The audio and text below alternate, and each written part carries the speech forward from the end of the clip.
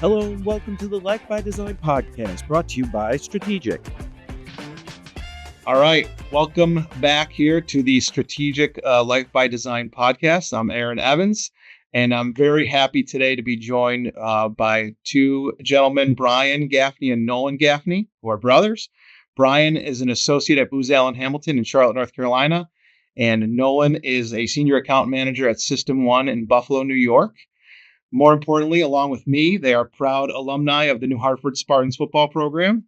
Go Spartans. That's right. Go Spartans. But the reason they're here today is, in addition to their full-time careers, they are also co-founders of a nonprofit organization called Cleats. So I'll start there with the opening question. Tell me how you guys decided to, in addition to your full-time jobs, start a nonprofit organization. How did this idea come about? Yeah. So it's interesting, actually. Both Brian and I were approached by one of our good friends, Connor Coe, who's the kind of the third co-founder of. He was a long-term coach for Proctor Football, and over probably about 10 years, over his time period there, he kind of started to see that, there was a little bit of a need for proper and better footwear for players. It's something where, often it can be taken for granted, the things that you have that everyone doesn't, quite have. And that was made apparent. Oddly enough, at a basketball game, he was at a Proctor basketball game, and two of the starting guards on Proctor had holes in their cleats, and it was just like kind of jarring to see. These are like, very strong, good players, starting on that team, and every cut they make, their foot sliding through their shoe, and it's just like kind of crazy to see them compete at a high level with, gear that just isn't up to that level. Yeah. So kind of through that experience, he saw there was an immediate need in a place where, people could come in and help. Mm-hmm.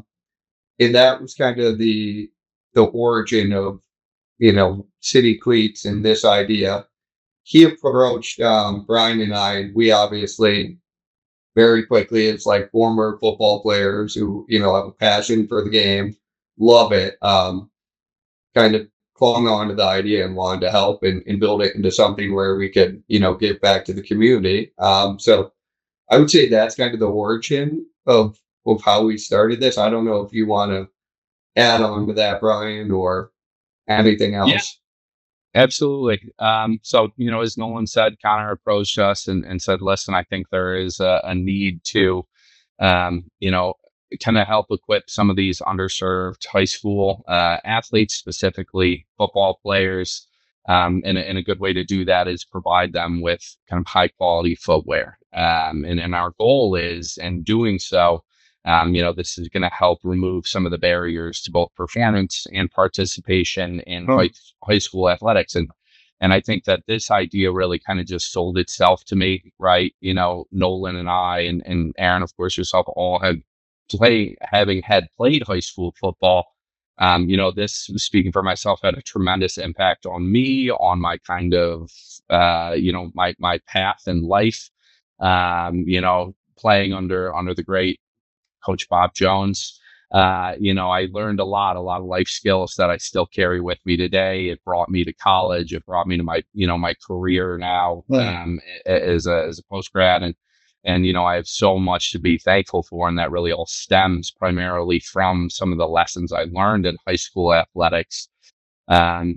Dedication and teamwork and time management and all of the things that I really use still in my day-to-day life today. So when Connor approached us and said, I have this idea, it's gonna, essentially we're going to be helping high school student athletes perform at a higher level and giving them the equipment that they need to do that. Mm-hmm. It was kind of an immediate sell for me right away. I said, all right, where do we start? How do I get involved in this? And he says, well, we need a third board member. So all you kind of do is sign your name on the line here, and we'll start taking some steps towards getting this thing kicked off. And that really kind of then rolled us into the timeline that brought us to the founding of City Cleats. And I think this idea was originally getting kicked around in about March of 2024. And once we said, I think we have a legitimate avenue and a pathway to be able to kind of make an impact here. We started then speaking pretty seriously, meeting regularly amongst ourselves, and there were a lot of steps that needed to be taken from this, just being a great idea to actually being something that we can, help solicit donations and then kind of buy the equipment and fund these athletes. So I'll just go back a step. It's unbelievable. You just kind of happen to be with a friend, and it's a great origin story at a friend at a game, and notice these kids with holes in their sneakers and going, wow, there's a problem here. And then the other part of the problem is just doing some back to school shopping with my kids is the cost point, right? Like I was at sporting goods store last night. You're talking for a good high school football cleat, probably somewhere in the $140 to $200 range for nice athletic footwear. So that's a pretty big dollar amount. I'm sure that's not easy for everyone to come by, and an item that also needs to be replenished probably year over year. So a great problem to uncover, and then start to think about a solution. So let's transition from that into what you just said, Brian, which is, okay, we had a great idea. We had a couple like-minded people. That takes a little bit more to do than just, okay, this would be nice, to how do we actually form an organization and actually start doing something? I think that's, where you guys have taken that step that a lot of people probably haven't, which is taking that next step and actually making the initiative to form an organization and start raising money. So how did that work? Yeah, I mean, so I'll take this one. Honestly, it seems super intimidating when you think about it, and we can kind of like walk you through our timeline of what the process was and the steps that we went through. But like beforehand, like I will say, it wasn't that difficult. Like right now, we all have so much information at our fingertips, like with the internet, just Google nowadays with AI, like if you can follow instructions, it's a pretty easy pathway to, getting from an idea to an actual core business. So we started in March of 2024, as Brian mentioned, had this idea and then decided, hey, we're actually going to move forward with this. We, reached out to a couple of lawyers within our network, and they had provided a little bit of guidance of, what next steps would be, as well as, doing a little research on our own, which required us to file for certificate of incorporation as well as a EIN. That process requires, it's a couple of like templates that you're filling out and submitting, putting all of your personal and, not all of your personal information, but address, like the basics, submit it. And then you hear back from, I believe it's the state, within like 1 to 2 weeks. Mm-hmm. We got all that documentation back. We were officially, a legal organization. And then shortly thereafter, we had to file for 501(c) status, which allows us to sign up as a non-for-profit organization. Yep. And that is, with the IRS directly. Once again, a couple of like boilerplate templates that you're going through and filling out. That took another 1 to 2 weeks, so in total, about a month. So that brought us to the end of April for our starting point. And then along the way, we're kind of parallel pathing a couple other things of, purchasing a domain, purchasing all of our socials, setting up business bank accounts, all things that are, relatively straightforward, but just take a little bit of time to go through that process. But that was it. Once we went through and we got our 501(c) status, submitted with the Charity Bureau, we kind of had everything we needed at that point to go and solicit donations. And and really turn this into a fully functional business. That's awesome. Thanks for sharing that. I think, people are either starting a business or starting organizations, and it's nice to know that there's a simple process and resources there to help. Okay, so you're in April, you got football season coming up in, just a few months. What were, you're still in your kind of infancy as an organization. What did you do in those first few months to try to make sure you were off and running and able to make an impact in that first football season? Yeah, I mean, Yeah, I mean, oh, go ahead, Brad. yeah, well, I mean, That's how you go so for it. we've only got a couple of months here, right, to see. I think by May we finally had all the paperwork that we needed to begin soliciting donations, uh, and then taking to the next step. And there was a real, hey, I don't know if we're going to get $5 from anybody. Sure. It said, we don't know. We've done all this. This might not go anywhere. And so we said, okay, well, we need to start getting the word out. So, our fundraising primarily was and still is very much so a grassroots campaign, and that we rely on kind of numerous small donations from a lot of individual supporters and local businesses. We tried to take a real community focused approach to our fundraising. Our aim was to mobilize local communities and supporters who are passionate about supporting youth athletics. We wanted them to not only contribute, but then spread the word through their networks. Mm-hmm. And the support that we got was really overwhelming. In year one, we had over 50 different donations from just individual donors, and that ranged from $10 to several $1,000s. One of our biggest donors was a former NFL lineman. He was actually Tom Brady's center on the Tampa Bay Buccaneers, Ollie Marpet. Oh, yeah. Ollie From Hobart. At Hobart, that's right. So he is a Division III guy, a local guy, and he caught wind of our efforts here, and he made a significant donation that really helped us out a lot. But there were also a lot of contributions from local businesses that really kind of helped to move the needle. Master Vito Hyundai, Price Chopper, Pavia, of course, Strategic Financial, Otasaga Mutual. And then, as we kind of continued this momentum, we were able to reach out to some bigger donors. We got a substantial donation from the Buffalo Sabres NHL organization this year. It's really cool. And so it is something that, in our first year, once the donations started to come in, it was really all kind of word of mouth, spreading this throughout the community. We want the community to kind of feel empowered in their donations, and then, see the direct impact that they're having in their local communities, kind of take ownership of that. And that's something that they can be proud of. And it's something that I know, speaking for myself, we are very proud of.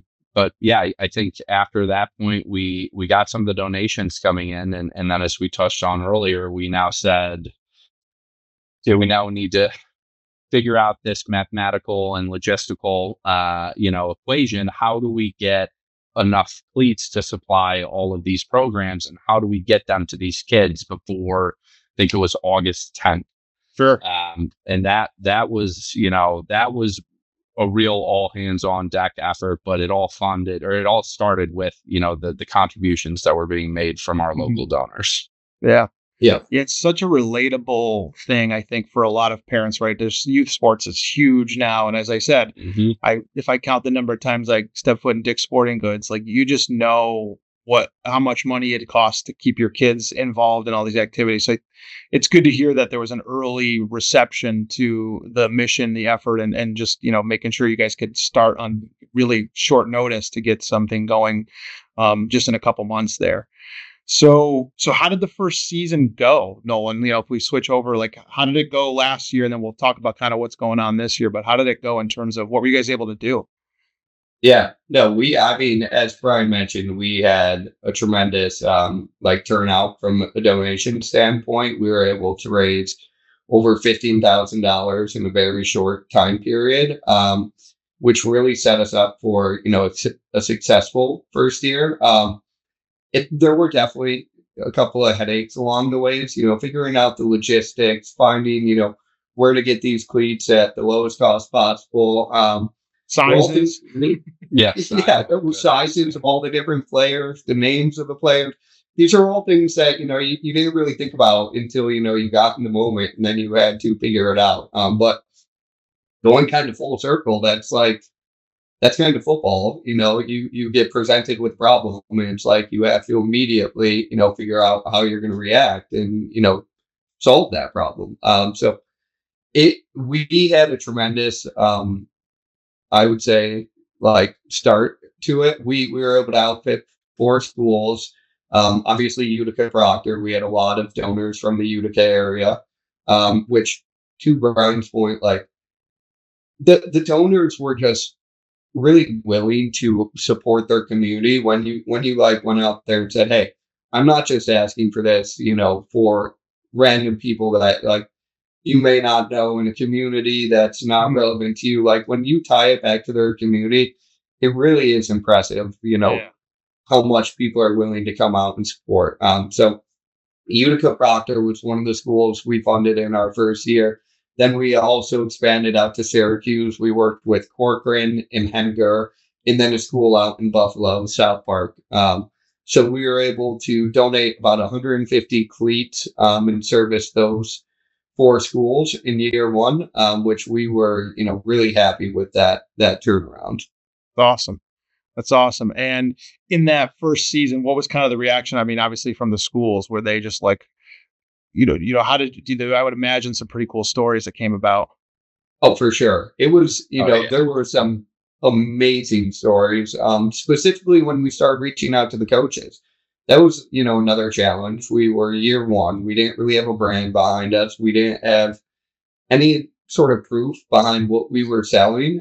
So, in today's day and age, there's a lot of people that are skeptical. There's scams. Who are these guys? What are they doing? Yeah. Well, exactly. It's, like, this almost sounds too good to be true. So, sure. A really cool story. We reached out to Henniger.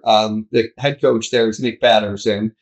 And we had left him a message just saying, hey, this is who we are. We'd like to, support your team, donate cleats to them free of charge.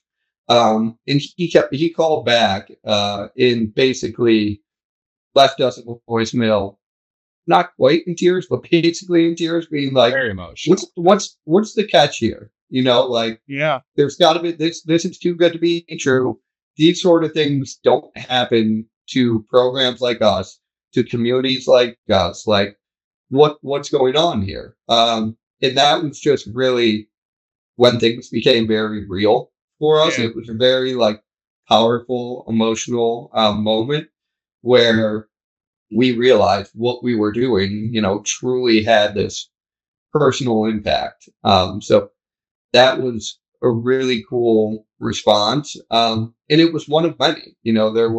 You can go to our website, citycleats.com, and there's a little testimonials page where you can go through and you can see the head coaches talking about it, of what it kind of means for their program, for their players. And it's just, this overwhelming sense of gratitude from not only the coaches, but, the actual experience of going off or going there and dropping off all of the cleats. We, as the, founders, went to each individual school and hand delivered all the cleats ourselves.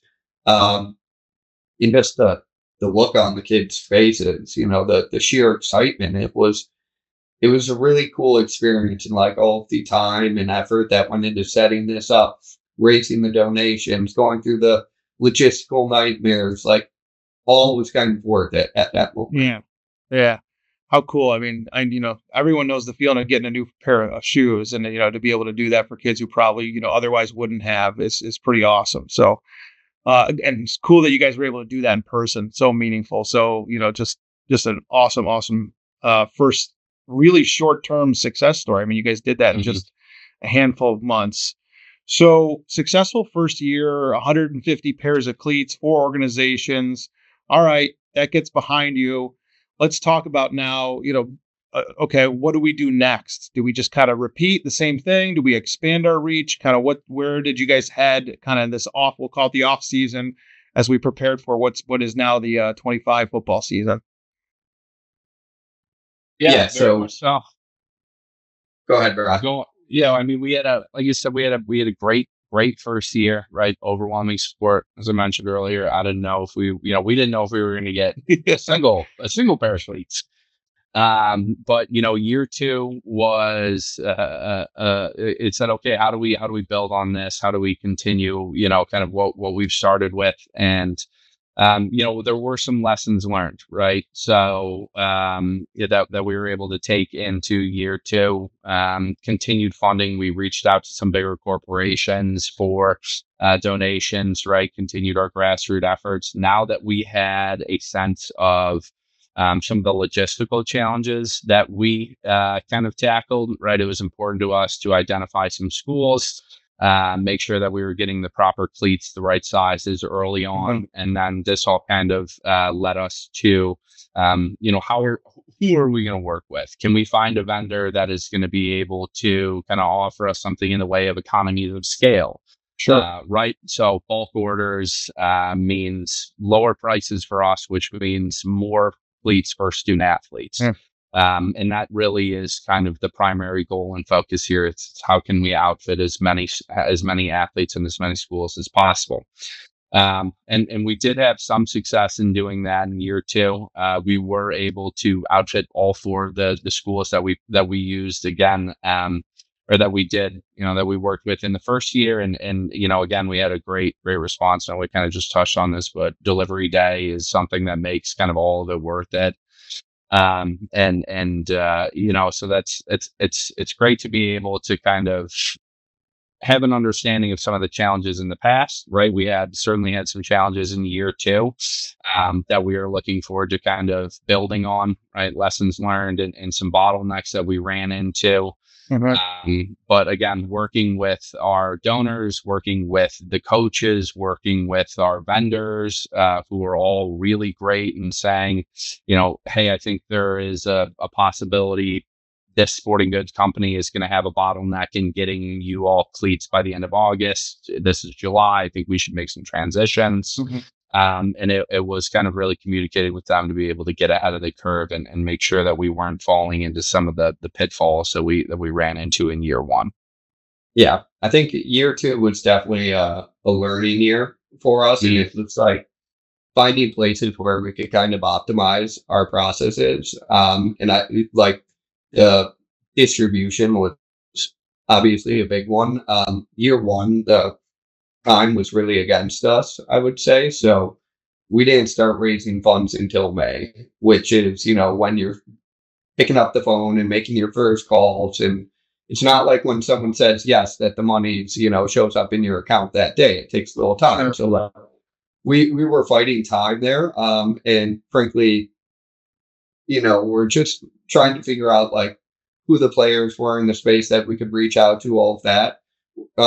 Whereas year two, we had a little bit more time. We were able to like go out, find a new distributor with, a cleat cost that was 30% lower than our first year. So there were some pretty major strides we made on that front, as well as, getting cleat sizes earlier, just making for like things a little bit more scheduled out for the actual drop offs for a more clean, kind of better experience on that front as well. So, results were, very similar. We were able to outfit all four schools again, able to raise, a very strong amount of donations. And we're, frankly set up for, a strong like year three, I would say, based on donations that came in, kind of word of mouth, all that stuff that's out there now. It's the more success you have and show, I think the easier kind of begins to like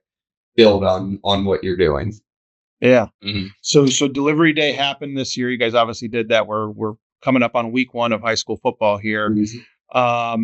So you'll start to hear some of those, you got some of those stories again and the impact from the coaches and the players. And obviously it's fun to kind of track those teams along the way. I would imagine you guys are keeping an eye on your programs throughout the season. Oh, for sure. Very much so. That's something that we are, interested in year two as well. It's something that we're going to take away from our first year. We stay in touch with all the coaches that we work with. A part of having some, a bigger base and bigger funding is that we're able to work with the coaches throughout the season. We're in contact with them if they need, if there is anything that we can do to support them throughout the season in terms of footwear. Our base right now allows us to be able to do so. We track them, their seasons, their successes. It's something that, we keep a very close eye on. One of the schools, the senior running back at South Park last year, broke the New York State single game rushing record. And that's a program that we helped outfit. I mean, it's cool. I pulled it up here. And Nunez ran for 598 yards and 7 touchdowns in a single game. To see South Park High School kind of on that headline, it makes it all worth it. It's really cool to see kind of these kids out here, taking their game to the next level. And a lot of that starts with the proper equipment, the proper footwear. So I mentioned that's something that we like to keep an eye on. We track them throughout the year. We got a coach we got a note from the Corcoran head coach, Tyrone Fisher. He sent us a text message. He said, guys, we're out there on the field today, and as the offensive line breaks the huddle, the offense goes and takes the line of scrimmage, and you can kind of see from behind every single one of them has a matching pair of cleats on. And it's kind of this, he said it kind of took his breath away a little bit. And it was this very cool, surreal moment to see a team look like a team, act like a team. And I think that certainly elevates their game and their confidence. And, it's stories like that we like to follow throughout the year. And we are also now in a position to continue supporting those programs throughout the season. Very cool. Very cool. So we're in football season starting again this week 1. Obviously, as you said, you're going to continue to support the teams, but the bulk of the work for season 2 is now done. So let's talk about what's next for City Cleats. Where are you guys headed? What are some of the things you're thinking about? And then also, with that, let everyone know how they can get involved if they want to make sure they can, help support your organization. Yeah, absolutely. I mean, at this point, I think the next logical step is just how can we expand? How can we help more kids, more student athletes, more programs? That's kind of top of mind for us. Is how do we expand our reach throughout central Western New York, really just New York State as a whole. So that's kind of where our goal is moving forward, is bringing on more teams. And a lot of that stems from, the donations that flow in. That is a huge part. Without the funds and the kind of the charity from all various individuals, businesses, none of this is possible. So moving forward, that's kind of where our focus is. We're gonna. There's never a bad time to go out and solicit donations and continue to kind of push our brand out there.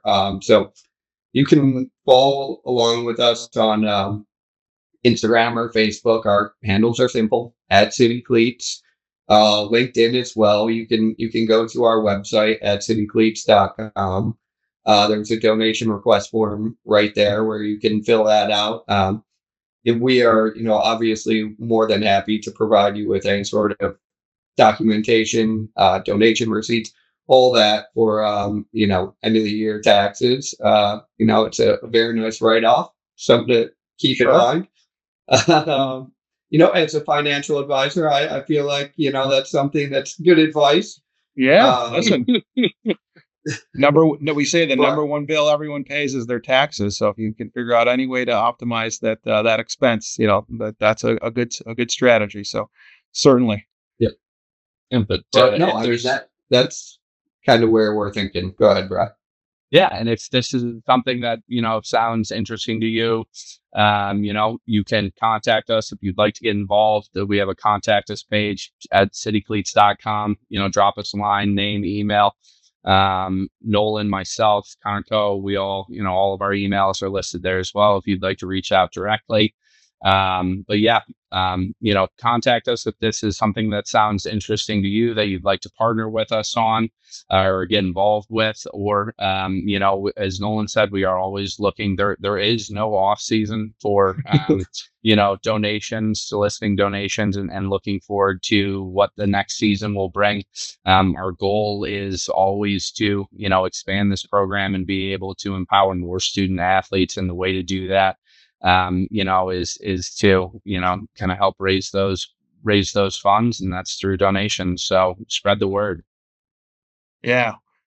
Well, I want to just thank you guys both for taking some time today, sharing your story. Again, this organization's only been around 15, 18 months now, 2 football seasons. You guys are already making an impact across upstate New York. So great origin story, great effort by you guys to actually take that next step and decide, hey, we're not just going to think that's a cool idea. We're going to do something about it. And awesome success thus far. Thank you for sharing the story of City Cleats. We'll be following along the way as donors and fans of the organization, but appreciate you being on the podcast today. We just want to highlight people doing really cool things, and you guys certainly are. So thanks for taking some time today. Of course. Yeah, thanks for having us. Yeah. Awesome, guys. To be here. Thanks, Strategic. We appreciate y'all.